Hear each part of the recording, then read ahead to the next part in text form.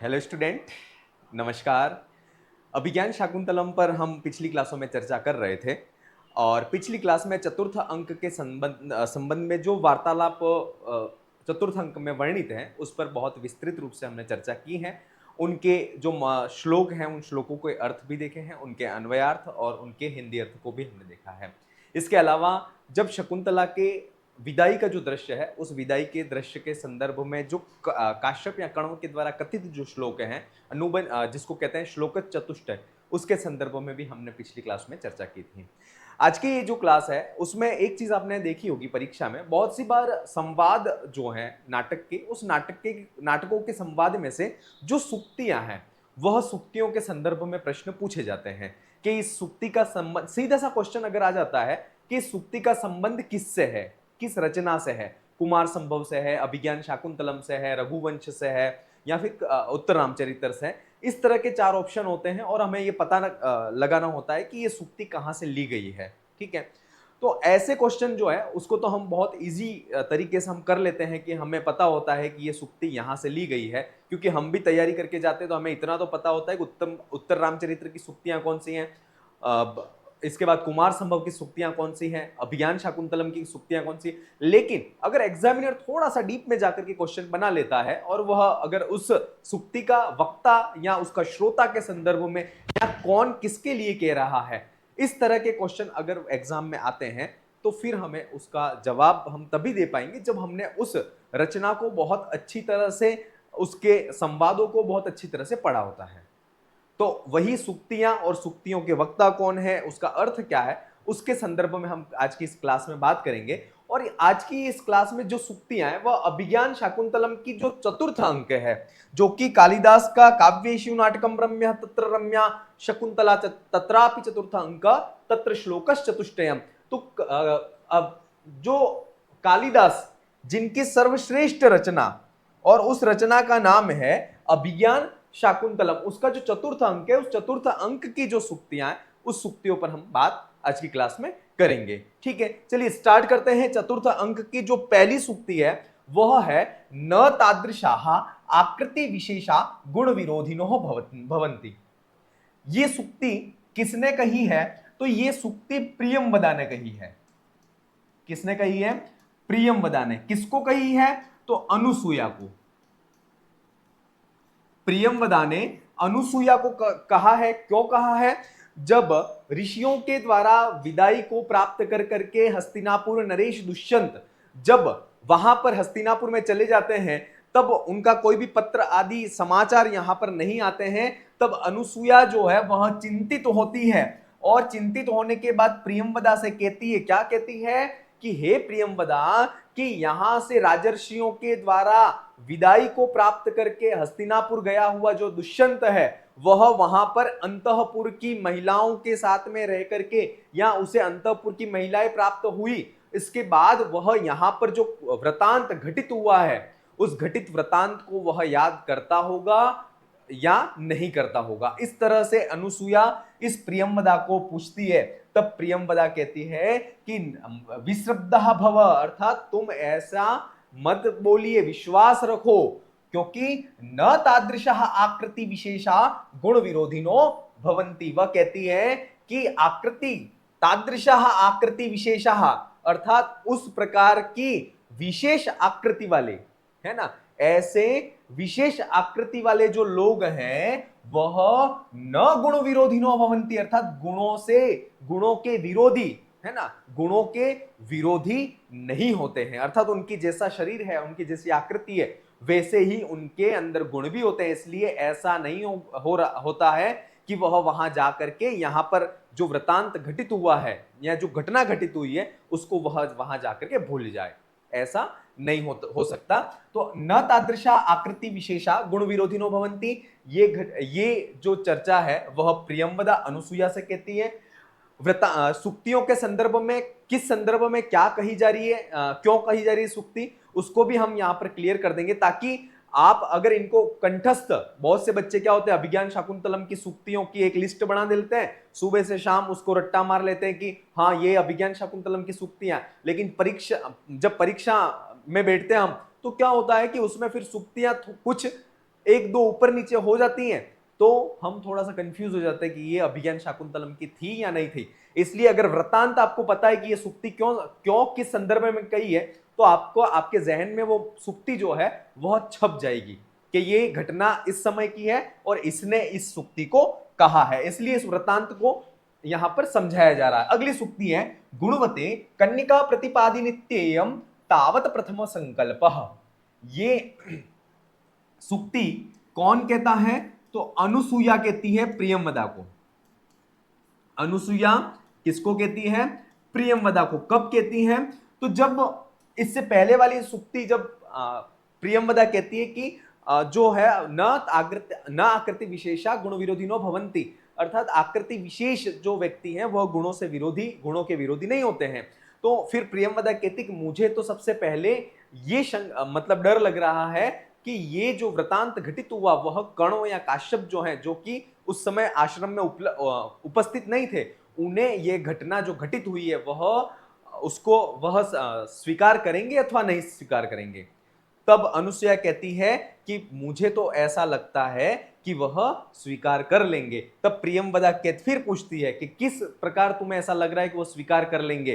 तब अनुसूया ये सुक्ति कहती है कि गुणवते कन्निका प्रतिपादिनित्येव तावत प्रथम संकल्प, अर्थात गुणवती गुणवान व्यक्ति जो है उन गुणवान व्यक्ति को कन्निका प्रतिपादिनित्येयम, अर्थात कन्या को प्रदान करना, यह जो है वह तावत प्रथम संकल्प, अर्थात जो माता पिता हैं उनका पहला संकल्प होता है कि जो गुणवान व्यक्ति है उस गुणवान व्यक्ति को अपनी जो कन्या है जिसको बड़े लालन पालन के साथ में बड़ा किया हुआ होता है उसको प्रदान कर दें। ये माता पिता का सबसे बड़ा और प्रथम संकल्प है। ठीक है, इसलिए मुझे ऐसा लगता है कि जो दुष्यंत है वह गुणवान व्यक्ति है, हस्तिनापुर नरेश है, योग्य गुण है उसके अंदर, तो निश्चित वह उसको जो कण्व है या काश्यप है वह उसको प्रदान कर देंगे। तो ये सुक्ति गुणवते कन्या प्रतिपादिनित्येव तावत प्रथम संकल्प, ये अनुसूया प्रियंवदा को कहती है। कौन कहती है? अनुसूया प्रियंवदा को। अगली सुक्ति है को अन्यो हुतवहाद दग्धुम प्रभवती, है ना। इसका अर्थ है कि हुतवहाद अर्थात अग्नि, हुतवहाद अर्थात अग्नि के अतिरिक्त को अन्य दूसरा कौन जो है वह दग्धुम प्रभवती अर्थात जला सकता है, जलाने में समर्थ है। कह अन्य हुतवहाद दग्धुम प्रभवती, हुतवहाद अग्नि के अतिरिक्त ऐसा अन्य दूसरा क्या वस्तु है जो जलाने में समर्थ है? ये सुक्ति कौन कहता है? तो ये भी अनुसूया प्रियंवदा से कहती है। कौन कहती है? अनुसूया प्रियंवदा को।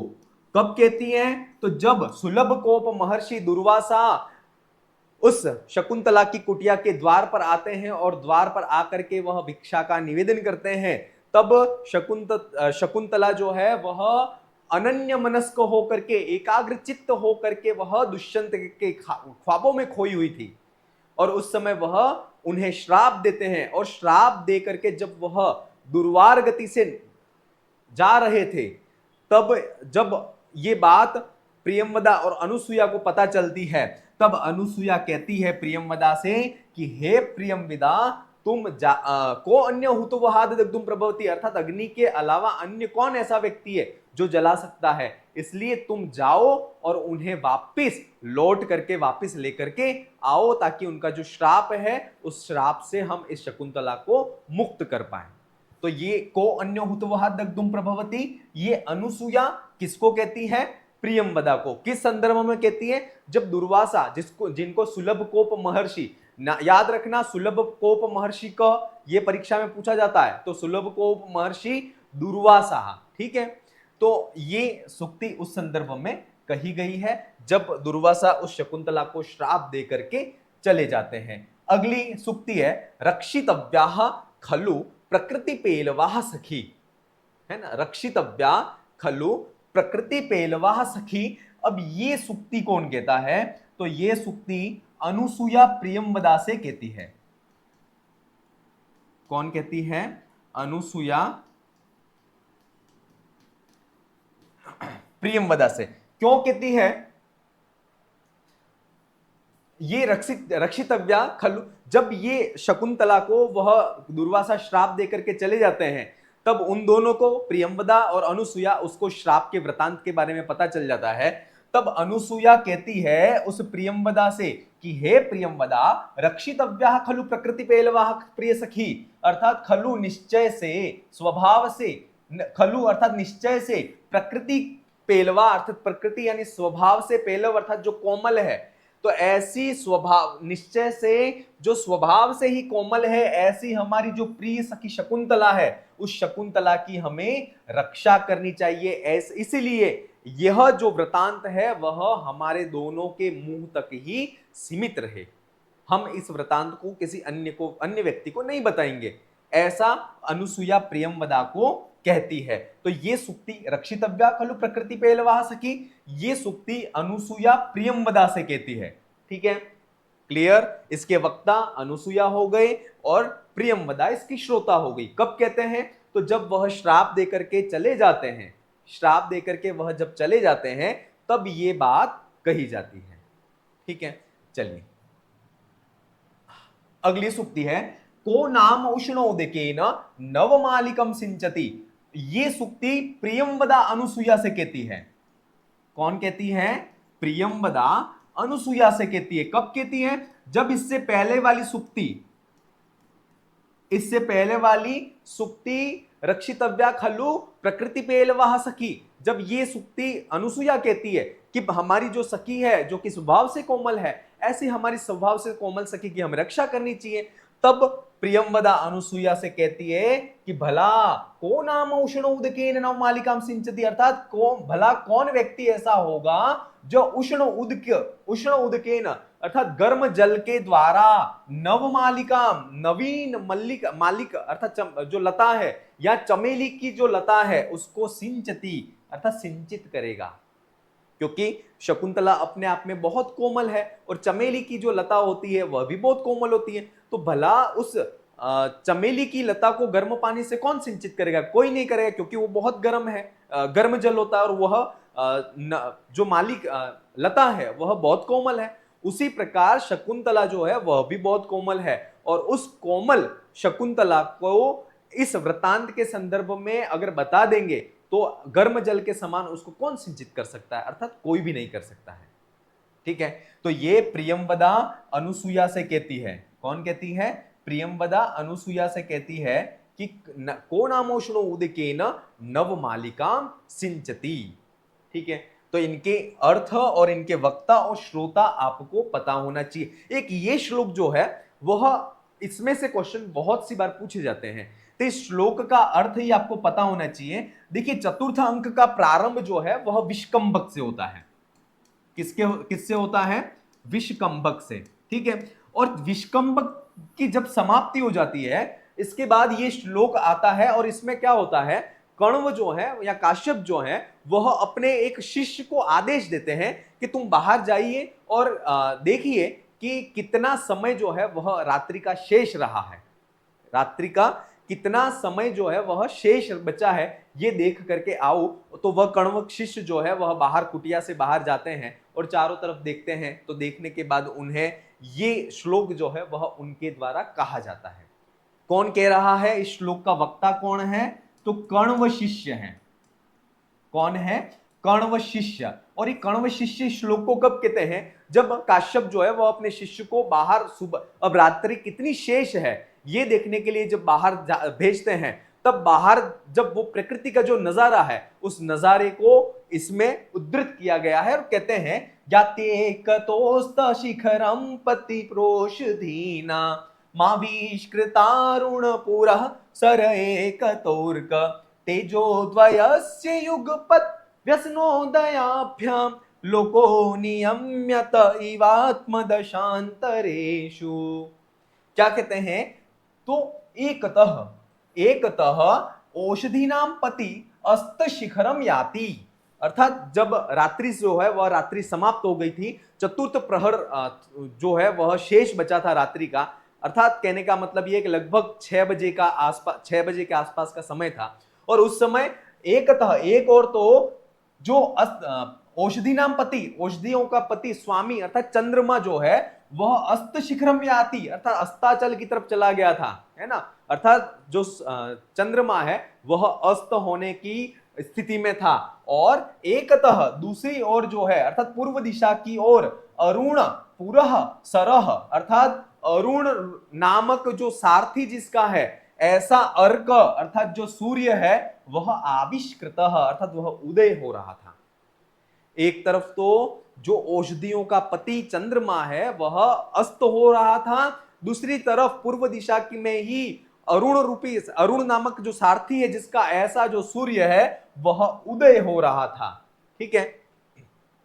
युगपद एक साथ तेजोद्वयस्य अर्थात दो तेजों को धारण करने वाले अर्थात जो सूर्य और चंद्रमा जो है वह व्यसनोदयाभ्याम अर्थात अस्त और उदय, इन अस्त और उदय रूपी दो अवस्थाओं के द्वारा आत्मदशांतरेषु लोको नियम्यतः अर्थात अपनी उदय और अस्त रूपी अवस्थाओं के द्वारा लोको अर्थात लोक में नियम्यतः नियंत्रित किए गए हैं। ठीक है। तो ये कण्व शिष्य इस श्लोक को कहता है। इस श्लोक में से बहुत सी बार प्रश्न जो है वह पूछे जाते हैं। फिर अगली सूक्ति है, इष्ट प्रवास जनितान्य बलाजनस्य दुखानि नूनमतिमात्र सुदुसहानि। अब ये सूक्ति भी कण्व शिष्य कहते हैं। कौन कहते हैं? कण्व शिष्य कहते हैं। क्या कहते हैं? तो इसमें कहा गया है कि अबलाजनस्य नूनम, नूनम का मतलब होता है निश्चय से, निश्चय से जो अबला अर्थात जो स्त्रियां हैं उन स्त्रियों को इष्ट प्रवास जनितानी अर्थात अपने पति के प्रवास से उत्पन्न होने वाले, अपने पति के परदेश में जाने के बाद इष्ट प्रवास जनितानी अर्थात इष्ट के प्रवास में जाने पर जो उत्पन्न होते हैं ऐसे दुखानी जो दुख है वह अति मात्र दुसहानी अर्थात वह दुख अत्यंत असह्य होते हैं। वह दुख अत्यंत असह्य होते हैं। कौन से दुख? तो इष्ट प्रवास जनितानी अर्थात जो इष्ट प्रवास से उत्पन्न होने वाले हैं। और ये कौन कहता है? तो ये कण्व शिष्य कहते हैं। क्लियर? अबलाजनस्य अर्थात जो स्त्रियां हैं उन स्त्रियों के इष्ट प्रवास जनितानी अर्थात अपने इष्ट अर्थात जो पति है उस पति के प्रवास में जाने से जो उत्पन्न होने वाले जो दुखानी दुख है वह नूनम निश्चय से अतिमात्र दुसहानी अर्थात अत्यंत कष्ट कारक या कष्ट रूप में कठोर रूप में जो है वह असह्य वह होते हैं अर्थात असहनीय होते हैं। तो ये कण्व शिष्य इस बात को कहते हैं। फिर अगली सूक्ति है, दिष्टया धूमाकुलित दृष्टेरपि यजमानस्य पावकः एवाहुति पतिताः। अब ये सूक्ति कौन कहता है? जब प्रियंवदा शकुंतला को कक्ष में जागती है ये देखने के लिए कि वह सुखपूर्वक सोई है अथवा नहीं, तब वह वहां जाती है और जाकर के देखती है तो कण्व उस शकुंतला को गले लगाते हैं और उसे कहते हैं, उसे शिक्षा देते हैं, है ना। तो उस समय जो है वह प्रियंवदा जो है वह उस बात को सुन रही होती है।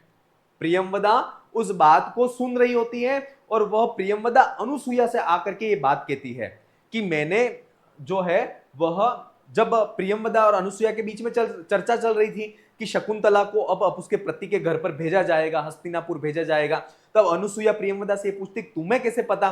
तो तब प्रियंवदा कहती कि मैं शकुंतला सुखपूर्वक कक्ष में सोई है अथवा नहीं सोई ये देखने के लिए जब उसके घर कक्ष में गई थी तब काश्यप या जो कण्व है वह उनके कक्ष में थे और वह उन्हें समझा रहे थे। और उस समय ये सूक्ति उन्होंने बोली थी कण्व ने कि दिष्टया धूमाकुलित दृष्टिरपि यजमानस्य पावकः एवाहुति पतिताः अर्थात दिष्टया सौभाग्य से धूमाकुलित दृष्टिरपि अर्थात धुएं से व्याकुल जो दृष्टि है उस दृष्टि वाले यजमान की भी आहुति पावकः एव पतिता अग्नि में ही पतित गिरी है, उसके समान तुम हो, है ना। क्या होता है जब हवन होता है तब हवन में से जो सामग्री है उस सामग्री का क्षेपण किया जाता है तो उससे धुआं उत्पन्न होता है और धुएं से जो यजमान होता है उस यजमान की भी जो दृष्टि है वह व्याकुलित हो जाती है, आंसुओं से अवरुद्ध हो जाती है। और वह उस दृष्टि ऐसी अवरुद्ध आंसुओं से अवरुद्ध दृष्टि के द्वारा, दृष्टि से या नेत्रों से वह किसी को देख नहीं पाता है, लेकिन फिर भी स्वाहा के द्वारा, स्वाहा उच्चारण के द्वारा उसकी जो आहुति है वह दिष्टय अर्थात सौभाग्य से, भाग्य से उस अग्नि के अंदर ही गिरती है। उसी प्रकार तुम जो है वह कण्व उस शकुंतला को कहते हैं कि तुम भी भाग्य के द्वारा उस यजमान की जिस प्रकार से आहुति उस अग्नि में ही क्षेपण होती है, उसी प्रकार तुम भी सौभाग्य से जो है वह योग्य वर को ही प्राप्त हुई हो। ठीक है, तो इसका अर्थ ये कौन कहता है? तो ये यद्यपि इसके वक्ता जो है वह कण्व है, कण्व शकुंतला को कहते हैं, लेकिन ये बात जो है वह अनुसूया जो है वह अनुसूया चतुर्थ अंक में प्रियंवदा जो है वह अनुसूया से आके के कहती है। क्लियर? कहने का मतलब यह है कि ये शकुंतला जिस कक्ष में सोई थी उस कक्ष में संवाद चल रहा था काश्यप और शकुंतला के बीच में। काश्यप जो है वह शकुंतला को ये बात कहते हैं कि दिष्टया धूमाकुलितरष्टेरपि यजमानस्य पावका एवाहुति पतिता, ये सुक्ति के ये बात कहते हैं। और वही बात बाहर सुन रही थी प्रियंवदा, वह प्रियंवदा सुनने के बाद वह अनुसूया को कहती है। क्लियर? तो सौभाग्य दिष्टया अर्थात सौभाग्य से धूमाकुलित दृष्टिरपि अर्थात धूम से व्याकुलित जो दृष्टि है उस यजमान की जो दृष्टि है, उस यजमान की दृष्टि धूम से व्याकुलित होने पर भी जो आहुति है वह पावक पतिता अर्थात अग्नि में जिस प्रकार से गिरती है। ठीक है, अगली सुक्ति है वह है वत्से सुशिष्य परिदत्ता विद्येवा अशोचनीयासी समदत्ता, अर्थात वत्से वही कण्व जो है वह शकुंतला को उस शयन कक्ष में उससे वार्तालाप करते हैं और वार्तालाप जो है वह प्रियंवदा सुन लेती है। प्रियंवदा के सुनने के बाद वह अनुसूया से बात कहती है। ठीक है, इसलिए आपको अगर इस संदर्भ में, दोनों सूक्तियों के संदर्भ में प्रश्न आए तो विकल्प के आधार पर आप इसका डिसीजन लीजिएगा कि इसका आंसर क्या सही होगा। क्लियर हो गया? शयन कक्ष में जो काश्यप है और शकुंतला इन दोनों के बीच में संवाद होता है। काश्यप जो है ये बात कहते हैं, इससे पहले वाली सूक्ति भी काश्यप जो है वही किससे कहते हैं? शकुंतला से कहते हैं, लेकिन वास्तव में उन दोनों का वार्तालाप है वह चतुर्थ अंक में दिखाया नहीं गया, लेकिन वहां इस चतुर्थ अंक का जो चतुर्थ अंक में जो दर्शाया गया वह यह दर्शाया गया कि अनुसूया, प्रियंवदा जो है वह अनुसूया को यह बात कहती है। ठीक है, तो वत्से सुशिष्या परिदत्ता विद्या एव अशोचनीयासी, अर्थात हे वत्से, हे पुत्री, सुशिष्य को परिदत्ता दी गई विद्या के समान तुम अशोचनीयासी समदत्ता, अर्थात तुम जो है वह अशोचनीय हो गई हो मेरे लिए। जिस प्रकार से सुशिष्य को कोई विद्या प्रदान की जाती है तो वह सुशिष्य को प्रदान की गई विद्या निश्चित ही फल को प्रदान करने वाली होती है, और वो जो गुरु होता है वह सुशिष्य को अगर विद्या प्रदान करता है तो वह निश्चिंत हो जाता है कि यह विद्या किसी न किसी समय निश्चित फल को प्रदान करेगी। उसी प्रकार जो काश्यप है वह शकुंतला को कहते हैं कि हे वत्से, हे पुत्री, जिस प्रकार से सुशिष्य को परिदत्ता प्रदान की गई जो विद्या है वह निश्चित फल को प्रदान करने वाली होती है, इसलिए तुम वह अशोचनीय है, उसी प्रकार उस विद्या के समान तुम भी मेरे लिए अशोचनीय हो गए हो। ठीक है, चलिए अगली सुक्ति। आभरणोचितम रूपम आश्रम सुलभे प्रसाधने विप्रकार्यते। ठीक है, अब ये सुक्ति जो है वह प्रियंवदा शकुंतला से कहती है। कौन कहती है? प्रियंवदा शकुंतला से कहती है। जब शकुंतला के विदाई का समय उपस्थित होता है तब प्रियंवदा उससे शकुंतला से कहती है कि आपके प्रसाद, आपके सौंदर्यकरण का या आपके प्रसाधन का जो कार्य है उसको हम करते हैं।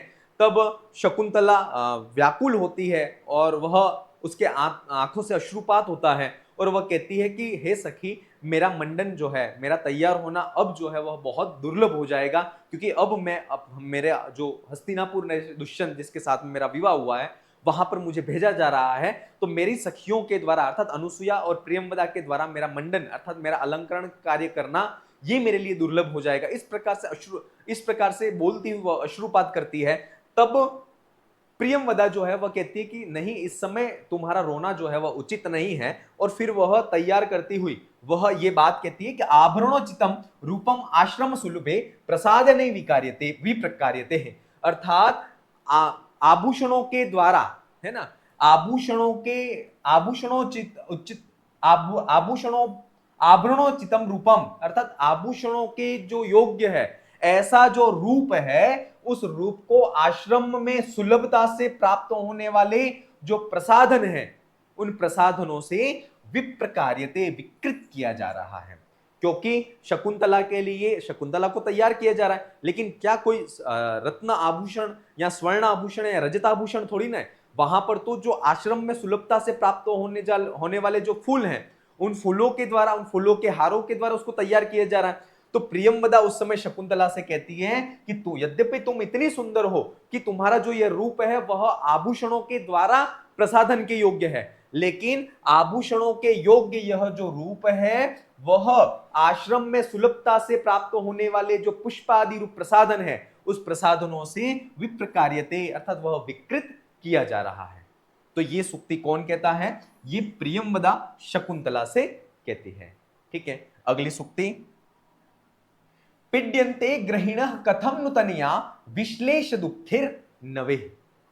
जब शकुंतला का विदाई का दृश्य, यहां पर उस दृश्य का मार्मिक वर्णन किया गया है, और उस एक श्लोक भी है। उस श्लोक के अंत की ये पंक्ति है, उस श्लोक की अंतिम पंक्ति है कि पिड्यन्ते ग्रहिण कथम नुतनया विश्लेष दुःखिर नवे, अर्थात कहते हैं कि ग्रहिण, अर्थात जो गृहस्थी व्यक्ति होता है, उस गृहस्थ व्यक्ति के नवे, अर्थात नवीन, पहली बार तनया विश्लेष दुखे, अर्थात अपनी तनया माने पुत्री, पुत्री के विश्लेष, अर्थात उस पुत्री को जब उसके पति के घर पर भेजा जाता है तो उसका जो वियोग है, वह वियोग कथम नु पिड्यन्ते, अर्थात वह कैसे उसको पीड़ित नहीं करता होगा या कैसे नहीं दुखी करता होगा, अर्थात निश्चित ही वह दुखी करता होगा। क्योंकि मैं तो वनवासी हूं, है ना, मैं तो वनवासी हूं, फिर भी मुझे ये पीड़ित कर रहा है। तो वास्तव में जब पहली बार अपनी गृहस्थी लोग अपनी पुत्री को जब वहां पर भेजते होंगे अपने पति के कुल में, पति के घर में, तो वह निश्चित ही वह दुखी होते होंगे और पीड़ित भी होते होंगे। और ये बात कौन कहता है? तो ये बात जो है वह काश्यप या जो कण्व है वह कहते हैं। और ये सुक्ति यास्यत्यद्य शकुंतले तिरदयम सस्पष्टमुत्कंठया, ये जो श्लोक है उस श्लोक की अंतिम पंक्ति है। ठीक है, तो ये श्लोक, ये सुक्ति भी बहुत इंपॉर्टेंट है। अगली सुक्ति ये बार बार परीक्षा में पूछी जाती है, भगवन ओदकांतम स्निग्धो जनो अनुगंतव्यम इति श्रूयते है। जब शकुंतला के विदाई होती है तो विदाई के बाद हस्तिनापुर जाने वालों में शार्ग्रव, शारद्वत और गौतमी, ये तीनों शकुंतला के साथ में जा रहे थे। उसके बाद आश्रम से कुछ दूरी के लिए जो है वह अनुसुया, प्रियंवदा, इसके बाद कश्यप या कण्व जो है वह भी उनके साथ में जाते हैं।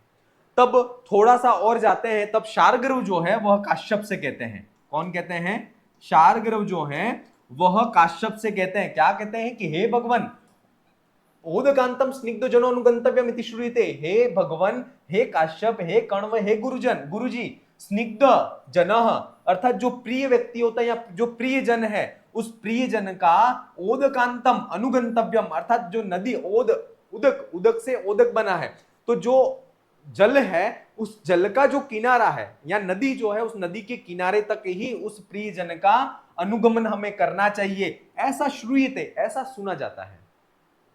प्राचीन समय में गांव जो होते थे, जब कोई भी अतिथि जो गांव में आता था, तब उस जिसके घर में वह अतिथि आया है, तो वह उस परिवार के वह लोग उसको छोड़ने के लिए गांव के बाहर जो नदी होती थी वहीं तक जाते थे। उसके बाद वह वापस लौट आते थे, फिर उसके आगे वह अतिथि स्वयं जाता था। तो उसी ऐसा वह शार्ग्रव उस काश्यप से कहते हैं। किससे कहते हैं? काश्यप से, कि हे भगवान, ऐसा सुना जाता है कि जो प्रिय व्यक्ति है उस प्रिय व्यक्ति का नदी के किनारे तक ही हमें अनुगमन करना चाहिए, इसलिए यह अब नदी आ चुकी है अब आप यहां से वापस जो है वह आश्रम की तरफ प्रस्थान करें और हम आगे का जो हमारा गंतव्य है हस्तिनापुर, उस हस्तिनापुर की तरफ प्रस्थान करते हैं। ऐसा वह शार्गरव कहता है। तो यह सूक्ति बहुत इंपॉर्टेंट है। भगवन ओदकांतम स्निग्धो जनो अनुगंतव्यम इति श्रूयते। ये शार्गरव जो है वह काश्यप से कहते हैं। ठीक है, कब कहते हैं? जब वह काश्यप, अनुसुईया, प्रियंवदा सब इनके साथ में, शकुंतला के साथ में जा रहे थे, तब नदी, अब ये कब तक आएंगे साथ में, तब वह नदी आने आ गई, तब वह शार्गरव ये बात कहते हैं। ठीक है, तो ये सुक्ति शार्गरव काश्यप से कहते हैं। फिर अगली सुक्ति है गुरुवपि विरह दुखम माशा बंधः साहयति। ये सुक्ति जो है वह अनुसुईया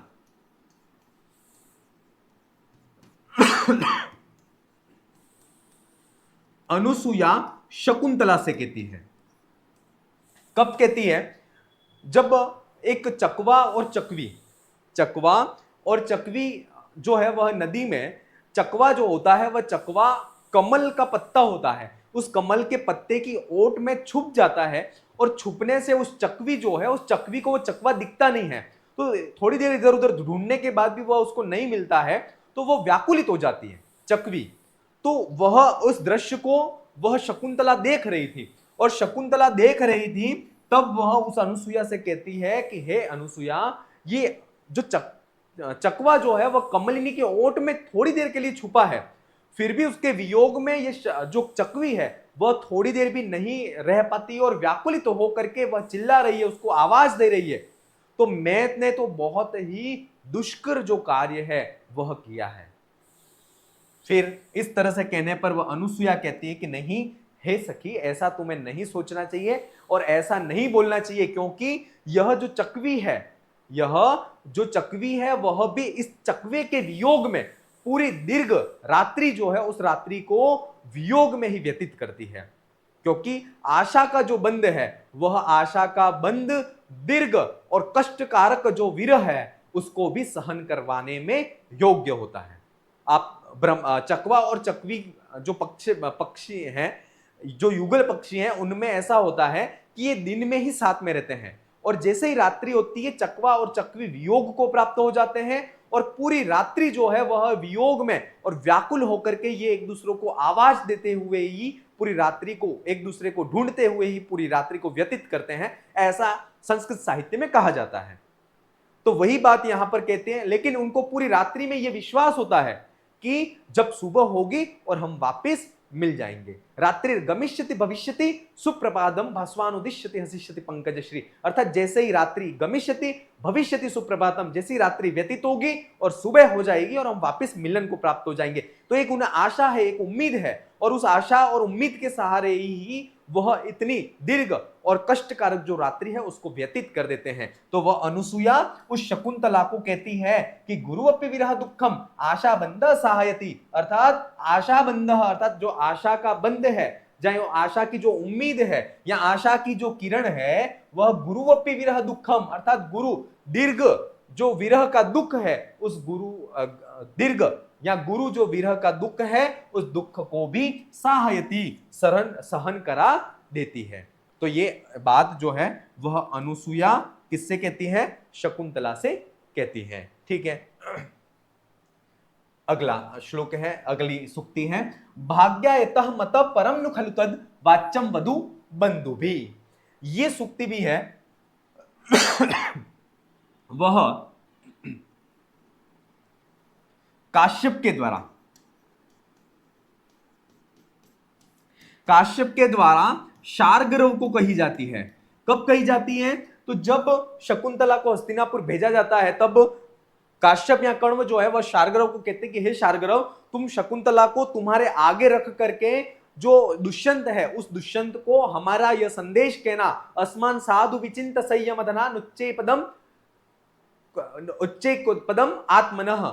इस तरह से एक श्लोक है, उस श्लोक के द्वारा वह अपना संदेश जो काश्यप हैं वह शार्गरव के माध्यम से हस्तिनापुर भेजते हैं, और उसके अंत में ये सूक्ति कहते हैं कि भाग्यायतः मत परम न खलु तद वाच्यम वधु बंधु भी। ये कहते हैं, उसके ऊपर की जो 4 पंक्तियां हैं उसमें ये कहते हैं कि अस्मान साधु विचिंत संयम धना, अर्थात जो हम तपस्वी हैं, जिनका संयम रूपी धन है, उसको ध्यान में रखते हुए और तुम्हारे उच्च कुल का ध्यान रखते हुए और शकुंतला के बंधुओं के द्वारा जिसका आचरण नहीं किया गया है, ऐसा जो आचरण शकुंतला ने तुम्हारे प्रति स्वाभाविक प्रेम करके व्यक्त किया है, उसको ध्यान में रखते हुए तुम जो है वह अपनी जो महिलाएं हैं या तुम्हारी जो समस्त पत्नियां हैं, जो तुम्हारी महिलाएं या तुम्हारी जो पत्नियां हैं, उन पत्नियों में इस शकुंतला को भी आप समान गौरव के साथ में देखना। और फिर अंत में कहते हैं कि अतः अतः परम अतः भाग्यायतः मतम परम न खलु तद वाच्यम, अर्थात इसके अलावा, इसके फिर जो है वह भाग्य परम न खलु तद वाच्यम वधु वंदभी, अतः परम अर्थात इसके अलावा जो है वह भाग्यायतः भाग्य के अधीन है। इतना ही आपके लिए संदेश है। अतः परम अर्थात इसके अलावा जो चीजें हैं वह भाग्यायतः उस शकुंतला के भाग्य के अधीन है। तद वधु बंधु भी खलु न वाच्यम, अर्थात कन्या पक्ष के या वधु बंधु हैं उनके द्वारा इसके अलावा कुछ भी कहना हमें नहीं चाहिए, इसलिए मैं आपको नहीं कह रहा। तो ये काश्यप जो है वह शार्ंगदेव को ये संदेश देते हैं हस्तिनापुर नरेश दुष्यंत के लिए। ठीक है, अगला श्लोक, अगली सूक्ति है अति स्नेह पापशंकी। ये भी बहुत इंपॉर्टेंट सूक्ति है। और ये सूक्ति कब कही जाती है? जब शकुंतला हस्तिनापुर जाने के लिए तैयार हो जाती है, तो तैयार होने के बाद जो है वह शकुंतला जो दुर्वासा का जो श्राप था, जिसको अनुसुईया और प्रियंवदा जानते थे, तब जो है वह वहां पर अनुसुईया उसको कहती है, शकुंतला को क्या कहती है कि अगर वह दुष्यंत तुम्हें पहचानने में प्रमाद करे या तुम्हें नहीं पहचानता है या तुम्हें भूल जाता है, तो तुम्हारे उंगली में उसके द्वारा पहनाई गई जो अंगूठी है, उस अंगूठी को आप दिखा देना कि ये अंगूठी तुमने स्वयं ने मुझे पहनाई है। तो ऐसा जैसे ही वह कहती है तो वह शकुंतला डर जाती है ना। तो वह डरती है और वह उसका शरीर कंपित हो जाता है। तब वह दोनों सखियां अनुसुईया और प्रियंवदा ये दोनों मिलकर के कहती हैं, क्या कहती हैं? अति स्नेह पापशंकी, अर्थात अत्यधिक जो स्नेह है वह निश्चित पाप की शंका को या अनिष्टकारक होता है, इसलिए आप डरिए नहीं। तो अति स्नेह पापशंकी ये सूक्ति किसने कही है? तो अनुसुईया और प्रियंवदा इन दोनों ने मिलकर के कही है। विकल्प में अगर सख्यो पद आ जाए तो सख्यो पद को आपको राइट करना है। ठीक है, अगली सूक्ति की तरफ बढ़ते हैं। वत्से इमे अपि प्रदेये न युक्तमनयोस् तत्र गंतुम। देखिए, सूक्तियों के साथ में ऐसे बहुत सी लाइनें ऐसी हैं जहां पर सर्वनाम शब्द के संदर्भ में भी प्रश्न पूछा जा सकता है। अब इसमें देखिए, वत्से इमे अपि प्रदेये इत्यत्र इमे पदस्य अर्थः अस्ति। इमे पद का अर्थ क्या है? तो आपको पता होना चाहिए कि इमे पद का अर्थ है अनुसुईया और प्रियंवदा। क्या है? अनुसुईया और प्रियंवदा। तो कुछ पंक्तियां ऐसी हैं जो सूक्तियां नहीं है, लेकिन वहां से सर्वनाम शब्द जो हैं उनके संदर्भ में प्रश्न पूछे जाते हैं, तो उनको भी मैंने उद्धृत किया है। ठीक है, तो वत्से इमे अपि प्रदेये, जब शकुंतला का विदाई हो समय आ जाता है, वह जा रही होती है, तब काश्यप जो है वह कहते हैं कि तुम्हारी जो सहेलियां हैं अनुसुईया और प्रियंवदा, उनको आप गले मिलिए और आप अब यहां से जो है वह आप जाइए, अर्थात तुम दोनों जो है अब विदाई तुम्हारी होती है, अर्थात तुम इन्हें छोड़ करके अब जा रही हो। तब शकुंतला ये अब तक तो ये सोच रही थी कि मेरे साथ में अनुसुईया और प्रियंवदा भी आएंगी, लेकिन अब उसको एक चीज क्लियर हो जाती है कि अनुसुईया और प्रियंवदा मेरे साथ में नहीं आएंगी, वह तो यहीं रहेंगी। तब शकुंतला उस काश्यप से कहती है कि क्या ये दोनों मेरे साथ में नहीं आएंगी? तब जो है वह काश्यप उस शकुंतला से कहते हैं, कौन कहते हैं? काश्यप जो है वह शकुंतला से कहते हैं, क्या कहते हैं कि वत्से हे पुत्री इमे अपि प्रदेये, अर्थात इमे यानी ये अनुसुईया और प्रियंवदा जो हैं उनको भी प्रदेये, अर्थात इनको भी किसी को प्रदान करना है, इनका भी हमें विवाह करवाना है। न युक्तम अनयोस् तत्र गंतुम, अर्थात इन दोनों का वहां पर जाना उचित नहीं है, क्योंकि ये अविवाहित है और अविवाहित कन्याओं को हम किसी के घर पर भेज नहीं सकते, क्योंकि ये उचित नहीं है। ठीक है, तो ये काश्यप जो है वह शकुंतला को कहते हैं, जब तब कहते हैं जब शकुंतला ये शंका व्यक्त करती है कि क्या अनुसुईया और प्रियंवदा मेरे साथ में नहीं आएंगी, तब ये बात कहते हैं कि वत्से हे पुत्री इमे अपि प्रदेये, इन्हें भी हमें किसी को प्रदान करना है, इनका भी हमें किसी के साथ विवाह करना है, और अनयोस तत्र गंतुम न युक्तम, अर्थात इनका वहां पर भेजना युक्त उचित नहीं है। ठीक है, अगली सूक्ति, न खलु श्रीमताम, या श्रीमताम या धीमताम आता है, न खलु धीमताम कश्चिद विषयो नाम, न खलु धीमताम कश्चिद विषयो नाम, ये सूक्ति कौन कहता है? तो ये सूक्ति शार्ंगरव काश्यप से कहते हैं, शार्ंगरव काश्यप से कहते हैं। कब कहते हैं? यह सूक्ति भी बहुत इंपॉर्टेंट है। शार्ंगरव काश्यप से कहते हैं जब काश्यप ये कहते हैं कि वनोकसोऽपि संतो,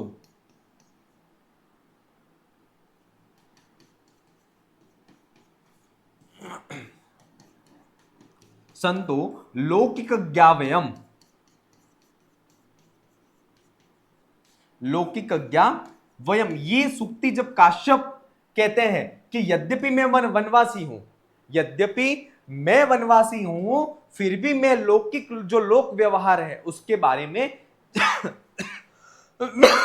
सॉरी, फिर भी मैं लौकिक जो लोक व्यवहार है उस लोक व्यवहार के बारे में जानता हूं। इस प्रकार की जब सूक्ति कहते हैं, और वह काश्यप जो है वह शकुंतला को शिक्षा देते हैं कि तुम्हें वहां पर किस तरह का व्यवहार करना है, और उसको देते समय ये श्लोक कहते हैं, शुश्रूषव गुरुना कुरु प्रिय सखीम वृत्तिम सपत्नी जने, इस प्रकार से भूयिष्ट परिभव,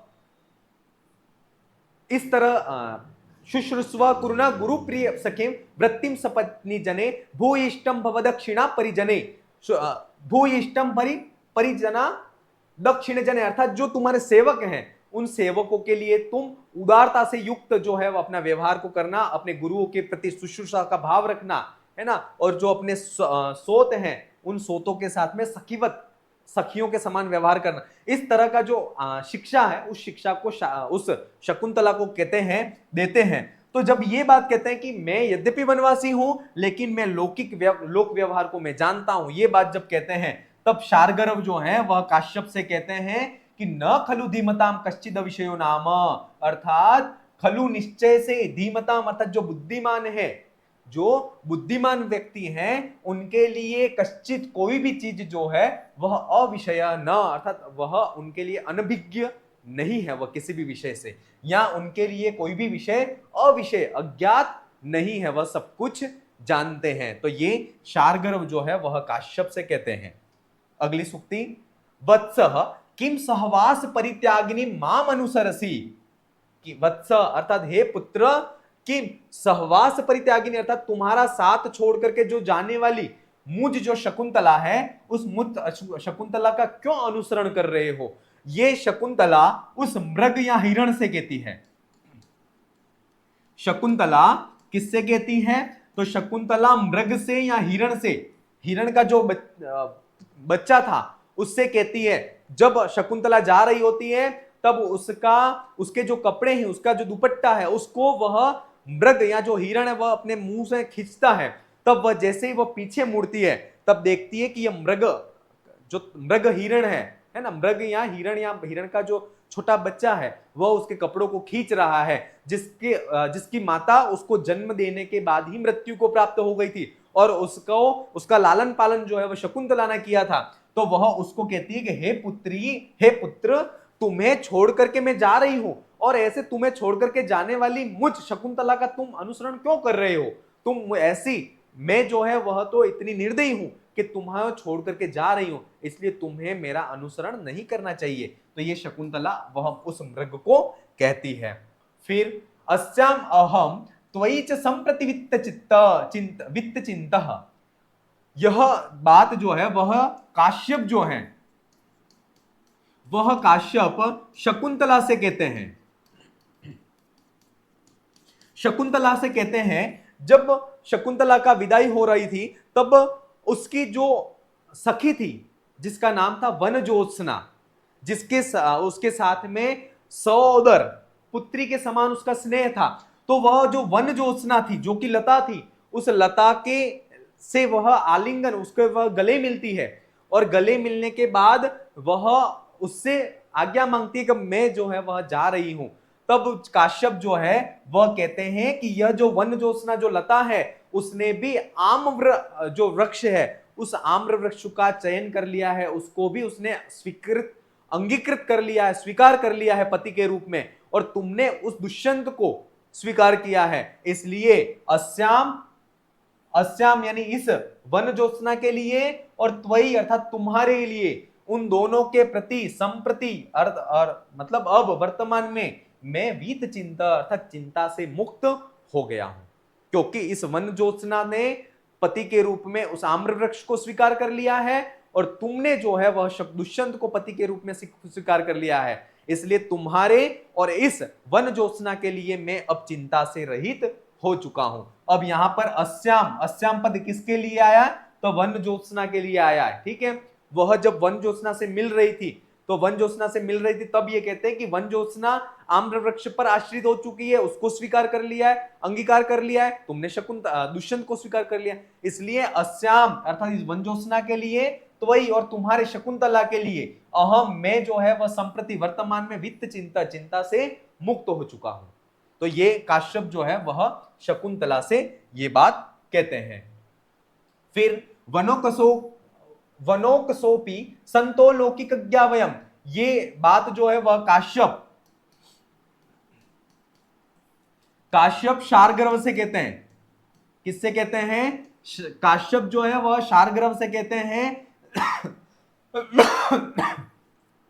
क्योंकि शकुंतला को शुश्रूषव गुरुना कुरु प्रिय सखिम वृत्तिम सपत्नी जने, इस प्रकार की शिक्षा उस शकुंतला को उसके पति के घर पर भेजने से पहले दे रहे थे। तो वह कहते हैं उस शार्ग्रव से कि यद्यपि मैं वनवासी हूं, लेकिन वनवासी होते हुए भी मुझे लोक व्यवहार का जो है वह ज्ञान भी है, इसलिए वह उस शकुंतला को शिक्षा भी देते हैं कि तुम्हें वहां पर किस तरह का आचरण करना है। यान्ति एवं ग्रहिणी पदम युवतयो यवामः कुलस्यादयः, अर्थात शुश्रूषव गुरुना कुरु प्रिय सखिम, इस प्रकार से वृत्ति क्या तुम्हें आचरण अपने पति के घर पर करना है, ये उसको शिक्षा उस शकुंतला को देते हैं। कौन? तो काश्यप। तो ये किसने कहा है? काश्यप ने कहा है। किसको कहा है? शकुंतला को। अर्थात पति के घर में जो महिला गुरुओं की सेवा करती है, अपनी जो सोत हैं उन सोतों के साथ में सखीवत व्यवहार करती है, और जो उसके सेवक हैं उन सेवकों के प्रति उदारता का भाव रखती है, और जो भाग्येशोनुत्सेकिनी, भाग्य पर अभिमान करने वाली नहीं होती है, ऐसी जो महिला है वह यान्ति एवं गृहिणी पदम युवतयो गृहिणी पदम यान्ति एवं युवतयो, इस तरह की जो महिलाएं हैं वह ग्रह लक्ष्मी के पद को प्राप्त करती हैं, लेकिन वामः, इसके विपरीत व्यवहार वाली कुलस्य आधय अर्थात परिवार के लिए आधय परेशानी का ही कारण बनती है। इस प्रकार से ये काश्यप जो है वह शकुंतला को ये श्लोक जो है या ये सुक्ति अंत में शिक्षा देते हुए कहते हैं। अंतिम श्लोक चतुर्थ अंक में कहते हैं कि अर्थो ही कन्या पर किए एव तामद्य संप्रेष परिग्रहीतुम जातो ममायहम विषद प्रकामम प्रत्यर्पितान्यास इवांतरात्मा। वह कहते हैं कि कन्या ही निश्चय से परकीय एव अर्थ, अर्थात कन्या जो है वह वास्तव में पराया ही अर्थ धन है, और ताम उस कन्या को अद्य आज परिग्रहीतुम संप्रेष्य, उसके पति के घर पर संप्रेष्य भेज कर करके अंतरात्मा अर्थात मेरा जो हृदय है, मम अयम अंतरात्मा, मेरा यह जो हृदय है वह प्रकामम अत्यंत रूप से प्रत्यर्पितन्यास इव अर्थात लौटाई गई धरोहर के समान विशदः जात प्रसन्न हो गया है। ऐसा काश्यप जो है या कण्व जो है वह शकुंतला को पति के घर पर भेज करके जो अपनी मनोगत जो भावनाएं हैं उसको इस श्लोक के माध्यम से भेद प्रकट करते हैं कि अर्थो ही कन्या पर किए एव, अर्थात जो यह परा स्त्री है वह पराया ही धन है और उसको आज मैं पति के घर पर भेज करके बहुत प्रसन्न हूं। किस प्रकार से? तो मेरा अंतर आत्मा जिस प्रकार से किसी व्यक्ति की धरोहर को वापस लौटाने के बाद जिस प्रकार से प्रसन्नचित होता है, उसी प्रकार से मेरा यह अंतर आत्मा, मेरा जो हृदय है वह भी अत्यंत प्रसन्न हो रहा है। ठीक है, एक बार शब्द से इसका अर्थ देख लें तो इसमें कहा गया है कि कन्या कन्या कन्या ही, अर्थात जो कन्या है बाला है वह परकीय एव अर्थ, यह पराया ही धन है। ताम उसको अद्य आज परिग्रहीतुम संप्रेष्य, उसके पति के घर पर संप्रेष्य भेज कर करके मम अयम अंतरात्मा, मेरा यह अंतरात्मा, मेरा यह जो हृदय है वह प्रकामम अत्यंत रूप से प्रत्यर्पित न्यास इव, लौटाई गई धरोहर के समान विशदः जाता प्रसन्न चित्त हो गया है। इस प्रकार से चतुर्थ अभिज्ञान शाकुंतलम के चतुर्थ अंक में जो प्रमुख सूक्तियां हैं उस सूक्तियों पर हमने आज की इस क्लास में चर्चा की है। अगली क्लास में हम फिर मिलेंगे। आप अपनी तैयारी को जारी रखें। धन्यवाद।